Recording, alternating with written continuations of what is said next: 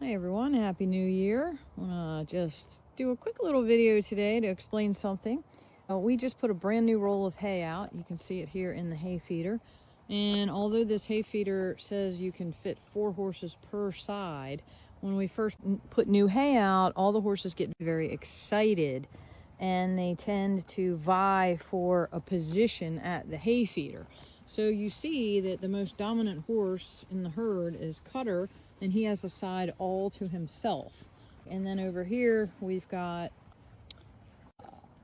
Shakespeare and we have True on this side, and they are sharing a side. And then we have, through the slats here, we have Sugar, all of whom are very dominant horses. And you will notice that the less dominant horses are not at the hay feeder. Wyatt is standing over here, and then we've got Peanut over there, and then we've got Whiskey to Peanut's right beside Peanut.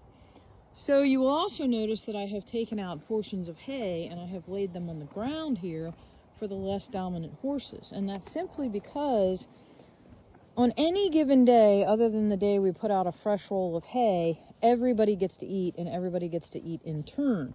So what will typically happen is the less dominant horses will simply wait until they can get a spot at the hay feeder over here. If they wade in to get some hay and these horses are all just, you know, they're used to the brand new hay roll. Let's say the hay roll had been out for a couple of days, then it's not new and exciting.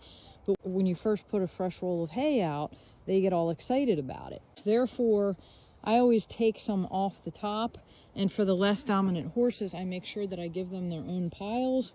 Now these two are sharing a pile, but I make sure that I give them enough to where they still get a bite to eat, but there's not fussing and fighting. And technically, I mean, these guys, they can all fit at that hay feeder, but doing it this way just alleviates some pressure and some stress, and it makes sure that everybody gets their fair share at first of the brand new roll of hay that goes out.